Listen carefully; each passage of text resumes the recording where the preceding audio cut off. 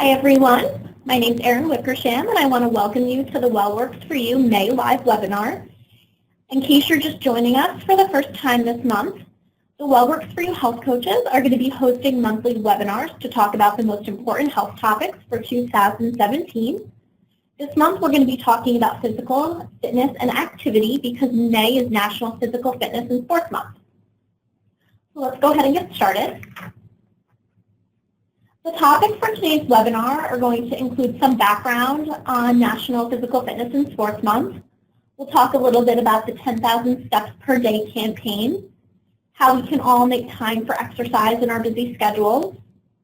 We'll talk about all the components of a well-rounded exercise program, how we can include physical activity for kids and families. I also wanted to share some tips on finding the right shoes, and also talk a little bit about some of the research that's coming out on the dangers of sitting too much. So those are our topics and our agenda for the day. We can go ahead and dive right in to a little bit of the background on National Physical Fitness and Sports Month. So this month is sponsored by the President's Council on Fitness, Sports, and Nutrition, and it was originally put in place as a vehicle to raise awareness about the benefits of physical activity, to spread the word about fun ways to get moving, as a way to encourage families to make small changes together, and really to motivate individuals to be active and make physical activity a part of every day. So May is centered around that for probably one of the biggest health topics for the month of May. Let's talk a little bit about the 10,000 Steps Per Day campaign. My guess is that most of you listening have heard 10,000 Steps Per Day. There's actually been a lot of articles and talk, and I've seen it on morning shows, that there's been some talk about getting more than 10,000 steps per day and that being ideal. But just for the sake of simplicity and kind of focusing on what we have heard most, we're just going to focus on those 10,000 steps per day. So why is there such a big push for getting 10,000 steps per day? And one of the biggest things about 10,000 steps per day is walking is a great starting point for most people. So if you've been living sedentary, you're not moving too much, not getting a ton of physical activity in, walking is a nice place for most people to start their fitness journey. Walking more and increasing your steps is a relatively easy goal to track and a way to goal set, and it helps us to be aware of moving more. So if you're tracking your steps during the day, you're going to really be acutely turned in to how much you're sitting versus how much you're moving each day. Some facts about getting 10,000 steps per day is that for someone with an average stride, it equals approximately 5 miles per day. Fact number 2, the average office worker only accumulates 3,000 to 5,000 steps per day. So that's half of the minimum of 10,000 steps per day we should be aiming for. And I feel like that's a really eye-opening fact to come across. Just as a nation, we're commuting, we're working, and we're sitting so many hours that a lot of us are having trouble getting to those 10,000 steps per day. And then just lastly, 10,000 steps per day is really the minimum that we should all be working towards. So once we're able to safely and comfortably build up to that 10,000 steps per day, we can start evaluating how we can really move past that. How can we get to 12,000, maybe even 15,000 steps per day? So just for fun, but let's say that after listening to this webinar, you've made it your personal goal that you want to try to get to 10,000 steps per day. It's really important to know that you should work up to that number, especially if most of your day has been sitting a lot. It's going to be a new habit to create. It's going to be a new lifestyle that you're adopting. So let's talk about some of the steps that you can follow to implement these 10,000 steps per day and work up to that. Following these steps to get to that point, you're going to better set yourself up for success. So step 1 is you want to evaluate your baseline. This means that you have to determine first how many steps you typically walk each day. And you can do this in a variety of ways. You can do it with a fitness device like a Fitbit, a Garmin, or if you have an Apple Watch. You can also use a free app on your cell phone like the Maps My Fitness app or the Apple Health app. You can even get a regular pedometer that you can find at Walmart or Target or Amazon, usually less than $10. Any of those devices or apps will work. And you want to wear these devices or use these apps for at least 3 to 5 days, doing your normal routine and your normal activities. This is going to help you determine generally where you are each day without trying to add in much more at first. Once you get your baseline, you want to evaluate your lifestyle. So this means take a real good hard look at your daily routine, your schedule, your kids' schedule, and your general lifestyle. And where is it most realistic for you to get steps in? And this means different things to everybody. So maybe it means for you that you add an extra walk in with your dog in the morning, or you start going on a walk after dinner, or maybe that means you take laps while your kids are at softball practice or dance class. Maybe you walk more at work by setting a reminder on your calendar to get up every couple hours. There are really so many different options that work for different people. Just make sure that you're picking actual places that are going to actually work for you. So something like walking your dog longer in the morning or getting that start to your day, it sounds really good, but is it really going to happen? So make sure that you're being realistic with yourself. Third is you want to set a realistic short-term goal. So once you've established your baseline, set incremental increases that you can work with. So we'll say your baseline is 5,000 steps per day. Set a goal for over the next week to take 5,500 steps per day. And then the week after that, maybe 6,000 steps per day. And then work your way up to 7,000 steps per day. So as you build on your baseline, the amount of walking will hopefully just become a new habit and it will become part of the lifestyle that you're currently living. So once you've determined a short-term goal, you've evaluated your lifestyle, you know at what increment you want to increase your steps by, make a doable action plan for yourself. So start with a couple places that you can add steps in, and then add to that week after week. Just make sure that your action plan is doable. And reward yourself with things like going to a movie or a new shirt or a new pair of shoes, something that might keep you motivated to keep moving forward. So as I go through all that and tell you all the steps that you should pay attention to when you're looking for 10,000 steps per day, it kind of sounds like a lot of things to do just to walk more during the day. And I totally agree that when you're hearing it step by step like that, it seems like a lot just to walk more, but it's important that you're thinking of it as making a habit change and you're finding realistic ways for it to work within the life that you're already living. You want to set yourself up for success as much as you can, so evaluating all of these steps is really going to give you the best chance in getting more movement throughout your day.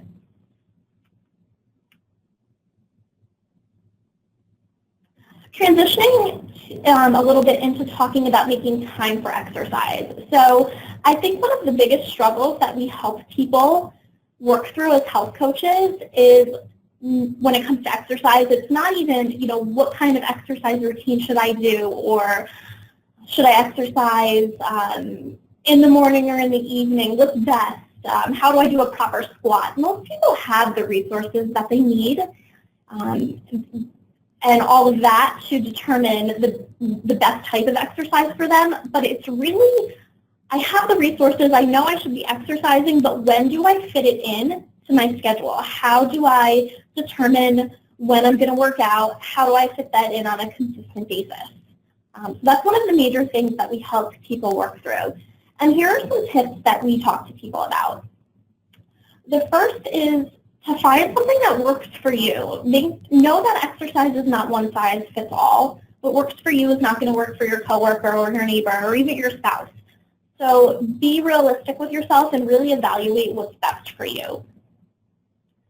First, try making it a commitment or making it a priority, treating it like an appointment with yourself.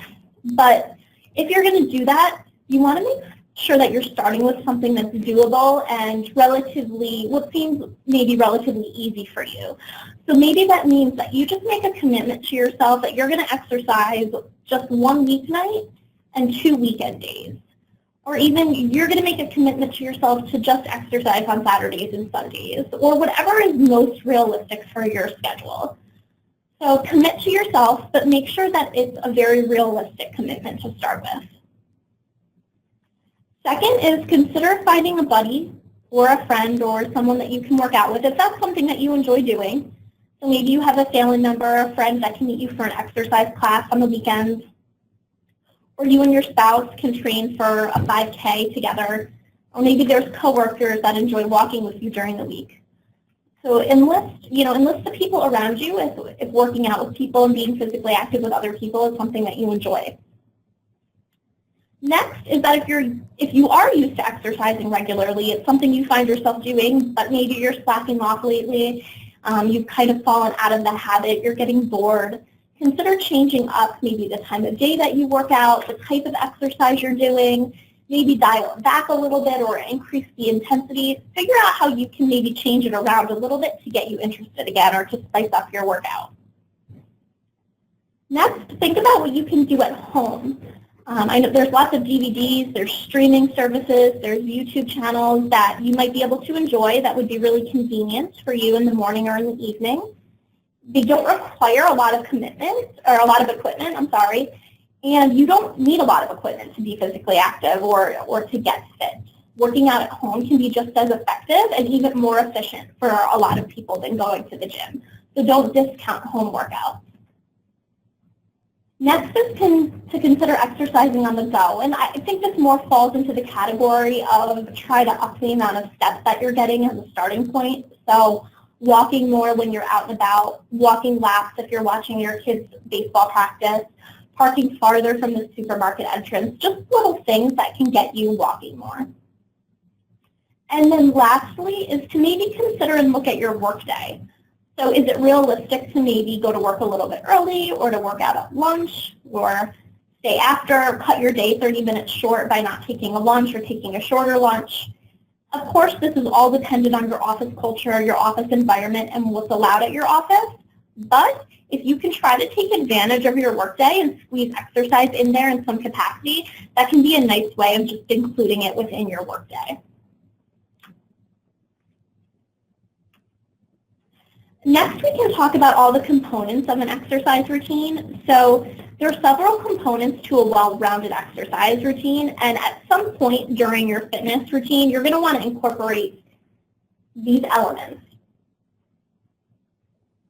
The first element is aerobic fitness or cardiovascular fitness, and this includes things like taking a brisk walk, running, using the elliptical, the bikes, the stair climber, doing an aerobics-based exercise video, taking an exercise class. So for most of us, it's likely that if we're exercising regularly, this is probably a big part or the main part of our fitness routine. The next component of a well-rounded exercise routine is strength training. So we should be aiming to strength train at least 2 times per week. And there are a lot of different options that you can consider for strength training. You don't just need to be at the gym using weight machines. You can use free weights at the gym or at home. You can also use exercise bands or exercise tubing. They usually come in a variety of different lengths and thicknesses so that you can get more or less resistance depending on your goals. You can also just use your body weight for strength training. So things like squats and push-ups and lunges and tricep dips on a chair, those are all ways to build your strength as well. Kind of with strength training is you want to make sure that you're exercising your core. Core strength is so important for all of the daily activities that we're doing, so even just walking and swinging a golf club, putting your child in their car seat, all of that requires good core strength. Then you should also be including balance training, so things like working on a Bosu ball or doing yoga, balancing on one foot. Balance is important to work on as we age. And then flexibility and stretching. So make sure that you are working out your muscles and that you're staying loose to allow your joints to have that full range of motion. So if you take a minute and you look at this grid, maybe it's a good starting place. You can look and see maybe what you're missing or what you enjoy most. Maybe something like yoga sounds really great to you, and you can start with working on balance training and working on flexibility and stretching to start with. Or maybe you're looking at this and you say, I don't really focus anything on core exercise. That's the place that I'm missing. So take a look at this grid and maybe evaluate what's a good starting point for you. And like I said, don't think that you have to include these every single day. They just need to be included in some point within your fitness routine.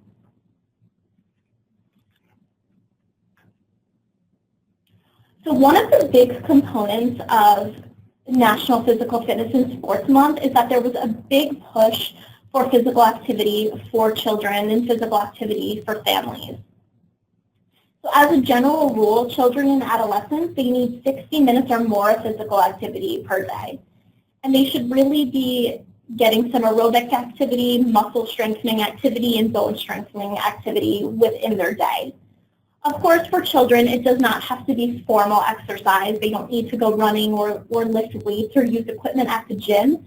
Children are going to get a lot of the activity they need throughout the day. So by just biking or playing sports, running outside, swinging on playground equipment, climbing a tree, playing tug of war is all going to work on muscle strengthening. And then things like hopping, skipping, that joint pounding activities, kids are constantly running, so they are constantly strengthening their bones when they're doing that. So just think of what activities your child can do each day, what they're naturally doing, running around your house, running around outside, and they're getting a lot of this anyway.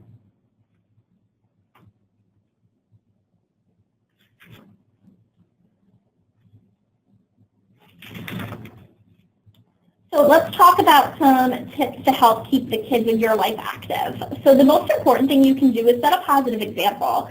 Let them see you being active. Let them see you maybe doing a workout video at home or going to the gym, training for a race, even walking more, working towards a fitness goal, even if it's just maintaining your physical fitness.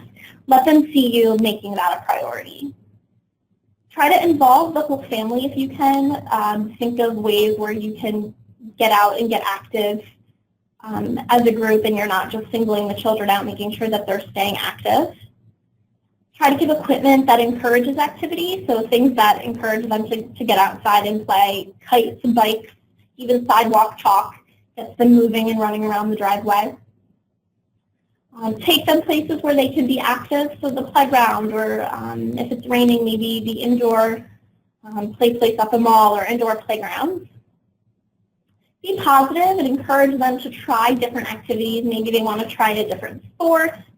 Maybe they want to try martial arts. None of your other children have done that, but encourage them to do the activities that they want to try.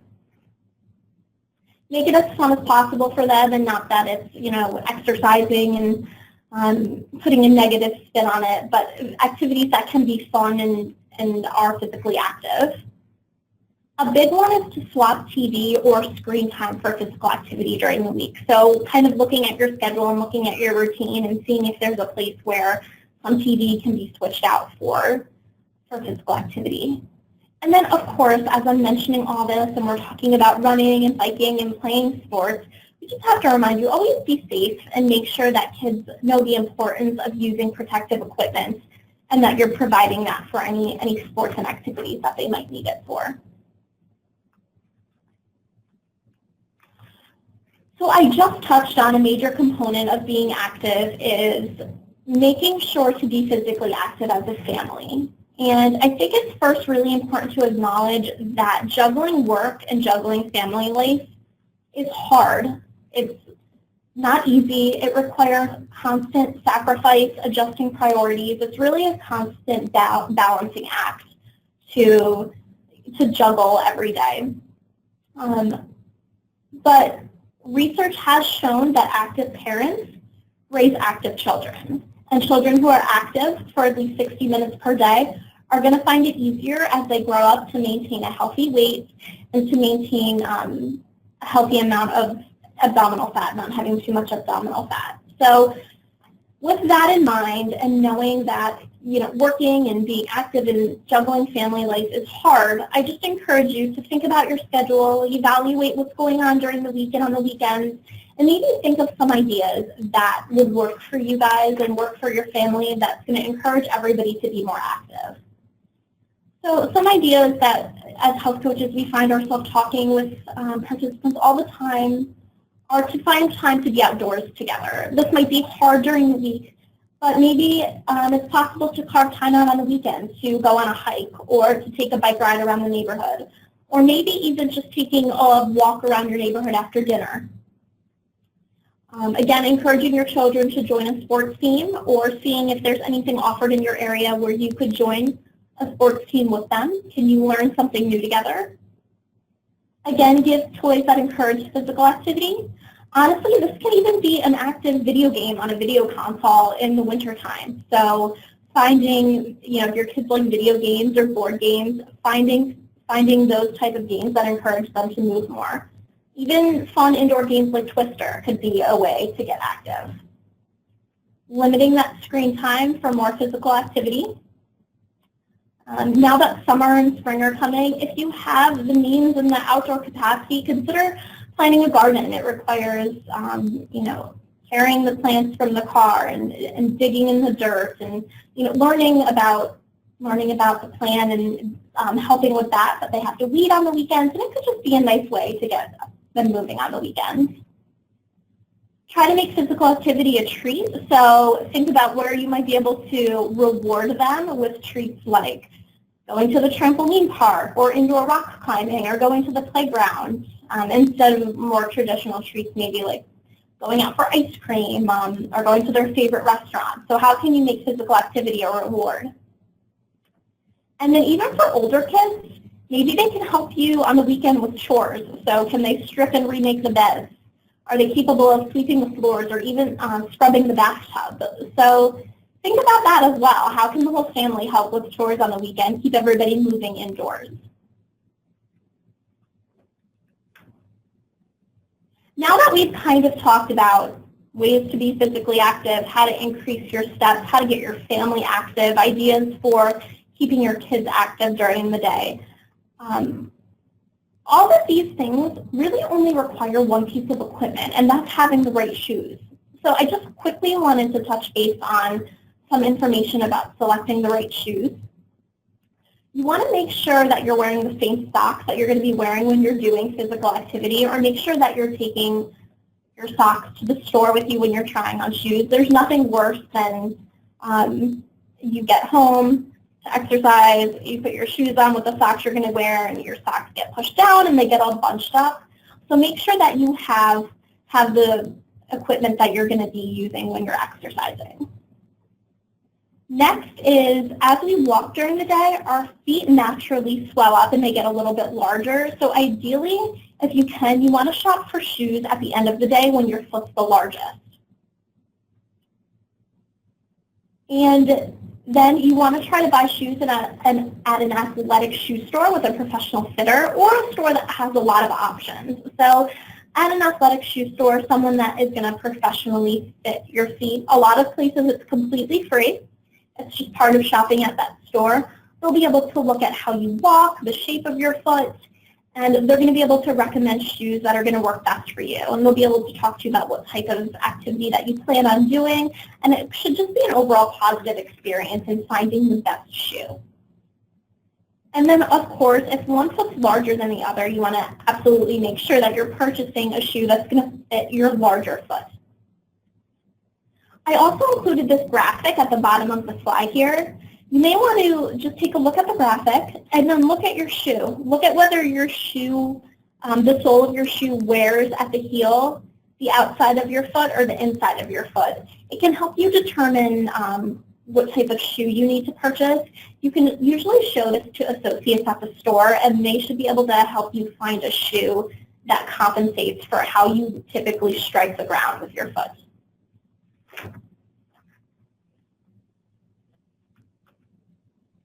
The last topic that I wanted to talk about is sitting too much. And I know there has been a lot of research that's come out, a lot of articles, a lot of discussion about the act of sitting too much, and that it really could be linked to having a negative impact on your mental health. It could lead to a higher risk of death from heart disease, higher risk of being disabled, and it puts you on an increased risk of having higher blood pressure, being obese, having high cholesterol, and having too much belly fat. The interesting thing about sitting too much is there's been some research coming out that the dangers of sitting too much cannot be outdone by exercising. So really, they need to be thought of as two separate components to having good health. So first, we should be regularly physically active, meeting the guidelines for physical activity each week. But at the same time, we also need to be evaluating how much we sit during the day and be conscious of getting up and moving around more. So make sure that you're viewing those as two separate components to staying healthy and staying physically active. Let's walk through a couple places that you might find yourself sitting a lot or catch yourself sitting, and maybe some strategies for undoing that. So first is at home. You might be sitting watching TV. You could walk around or do a mini exercise during commercial breaks. If you are watching TV and you have chores to do, maybe consider folding laundry or ironing, standing up. So any activities that you can do standing up, try to incorporate that. And maybe try to move around the house. If you're talking to someone on the phone, if you're in a long text message conversation going back and forth, if you're just catching up on your emails at the end of the day, stand up, stroll around your house, and do those things. It'll get you up and keep you moving. You might find yourself sitting a lot while you're traveling. So if you're on public transportation, consider offering your seat to someone else. You can also stand more, get in more steps. If you have time, get on or off public transportation one stop earlier or later, and you can walk a little bit further to your destination. And then if you're on long car trips, plan regular breaks to get out and just stretch your legs and get moving.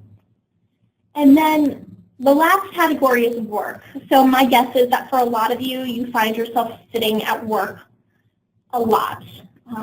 Probably where the majority of us find ourselves sitting during the day. So try to stand and walk around every 30 to 60 minutes. Just for a minute or two, get up, change activities, get your joints moving, and break up those sitting periods. If you're in a long meeting and it's appropriate, don't be afraid to take a standing break. Just stand up, move to the back of the room, stretch your limbs out if you're in for a long meeting. If you're able to, use the stairs. Consider using the stairs to go to a kitchen on a different floor, or to use a bathroom on a different floor. It's a good way to break up the sitting, but also to get some more steps in during the day.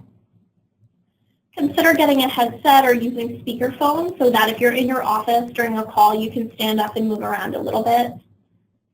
Maybe try to get into the habit of walking to a colleague's desk instead of always using the phone or always sending email.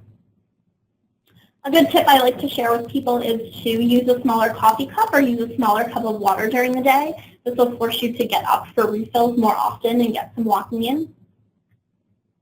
You can try to have walking meetings with your colleagues. If you're meeting, you don't necessarily need a computer or paper. If it's just a talking meeting, maybe see if they're on board for taking a walk around the parking lot or a walk around the building. Try to eat lunch away from your desk. This means that you're getting up, you're grabbing your lunch, you're walking to a different place, and then you're walking back to your desk instead of just hunkering down and finishing work. So as much as you can take a lunch away from your desk is great. And then if there's a crowded meeting with standing room only, offer your seat to someone else and maybe consider standing in the back during the meeting.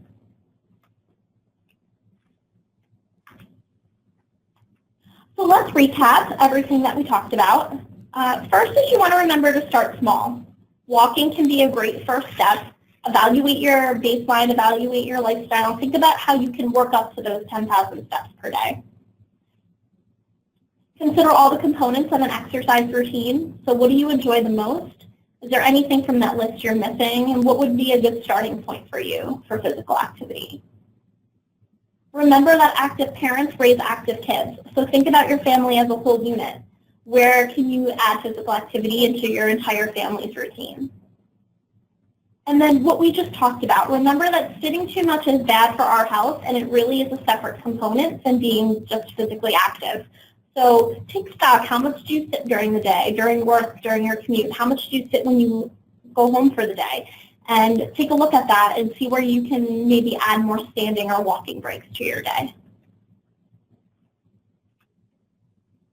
I want to thank everybody for joining our live webinar in honor of Physical Fitness and Sports Month. I want to invite you to join us Wednesday, June 21st to kick off summer with our Skin Cancer Prevention and Sun Safety live webinar. Thank you, everybody, and have a nice day.